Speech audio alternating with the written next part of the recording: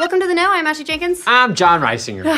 Ever since the Switch got announced, one of the biggest questions surrounding Nintendo's new handheld console is how long the battery's gonna last, because nobody wants a repeat of the Game Gear's terrible portability. I wasn't cool enough to have a Game Gear, but I already knew that they were bad just from other people who had them. Yeah, it made me feel better that I didn't have one.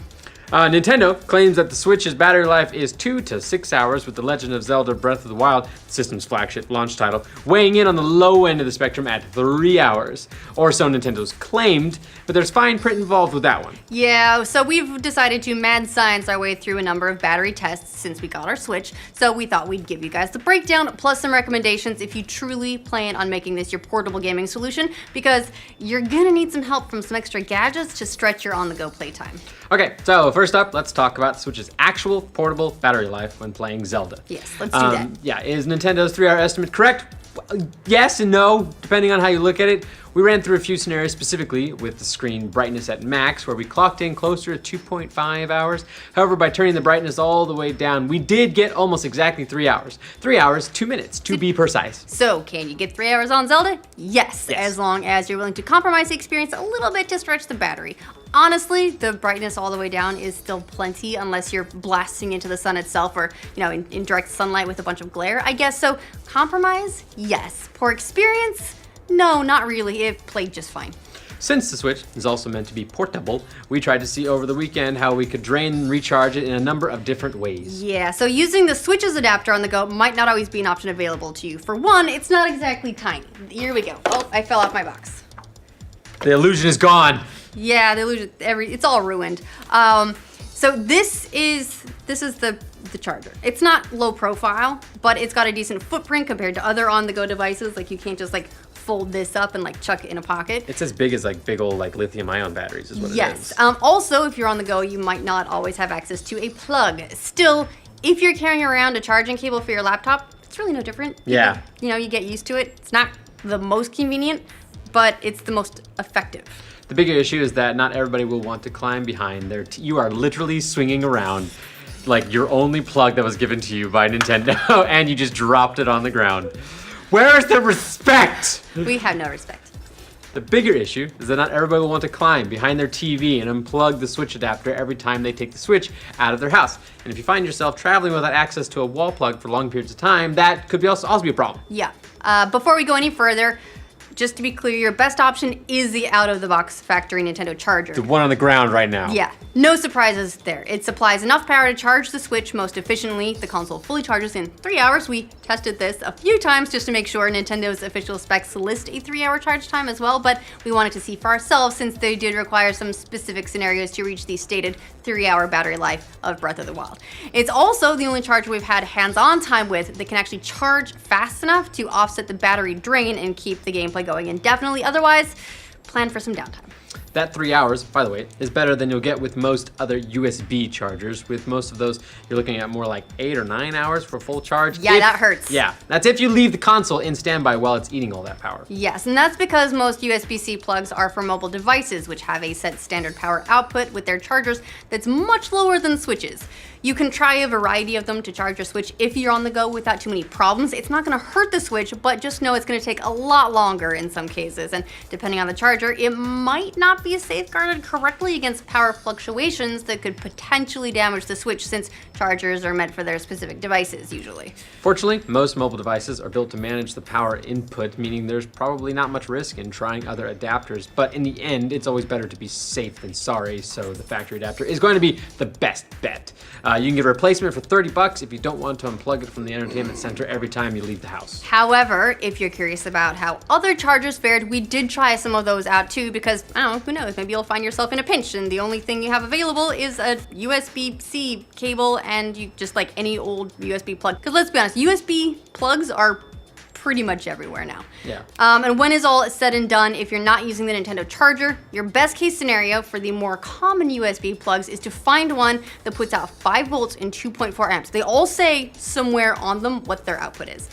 We picked up This one from Best Buy just this morning is like $12. It's nowhere near as beefy as the stock Nintendo one, which puts out 15 volts and 2.6 amps, but this is 5 volts and 2.4 amps. So it's something at least. And the 15 volts, 2.6 amps, that's the max Nintendo Switch is rated to. So you can get one up to that point. Good luck finding one. But even this is better at least than the 5 volt 1 amp plugs you find all over the place. Like if you have an iPhone native USB plug, by the way, that's what that is.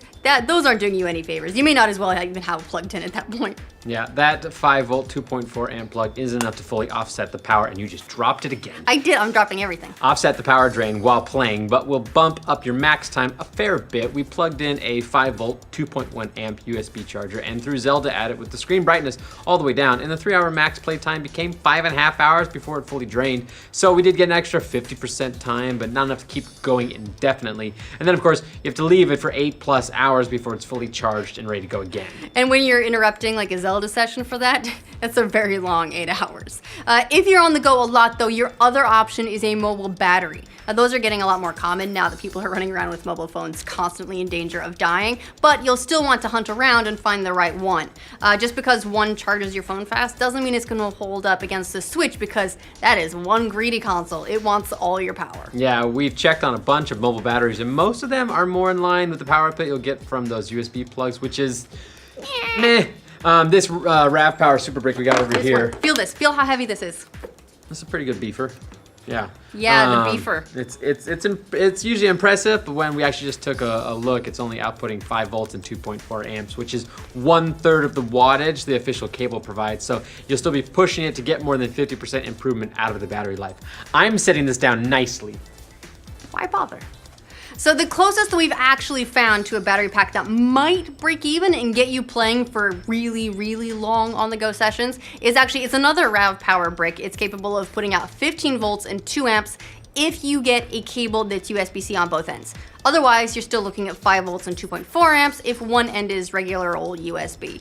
Now, we've got this one on order. Actually hasn't arrived yet, so we'll let you know if it lives up to expectation. It's designed for charging MacBooks, so you would hope that it can help us break even on the full gameplay front, especially since that battery is like an extra $50 investment. So we'll leave an update in the description with the results once this particular test is finished. In general, if you're going to use something other than Nintendo adapter in a pinch, be sure to double check the power output to make sure it's not more than the Switch designed to handle. Not enough is fine, it just takes longer to charge. The big danger with charging devices is grabbing something that's putting out more volts and amps than your device can handle. It can damage the battery to get too much power, which can ruin it over time or make it explodey and boom, boom, no. Yeah, the explodey is the one that you really want to worry about. Like, degrading your battery over time is something that I think we're all used to, and suddenly you're like, my phone doesn't charge anymore. But exploding, that's extra bad. And for reference, the Switch can handle 15 volts and 2.6 amps. That's what's designed for the input. Once again, that's not as likely to be an issue for the Switch because most USB-C chargers aren't outputting power like that. But still, it doesn't hurt to double check the numbers so you don't go boom. Right. Now, so to recap, that's just under 3 hours battery time for Breath of the Wild on its own, closer to 5.5 hours with a typical USB-C charger or mobile battery plugged in if you don't have the stock Nintendo power adapter. 3 hours to charge with the regular adapter, or 8 or 9 if you're trying to charge it with something else. That puts it in a similar time frame to the 3DS, which is 3 to 5.5 hours of gaming and a 3.5 battery charge. Or the Vita, which was 3 to 5 hours of gameplay with a 2.5 hour recharge. Although not quite that nice, since most of our Zelda tests edge closer to 2.5 hours than to 3. We like that brightness. Yeah, it's also well behind something like the iPad Pro, which boasts 10 hours of battery life, but takes a long time to charge. I feel like those take years to charge sometimes. Yeah. So that does it for our big breakdown of everything we know about the Switch's battery life and some of your options for when you take it outside of the house. What do you guys think of the Switch's battery life? Do you have your solutions all figured out so you can play Zelda for forever?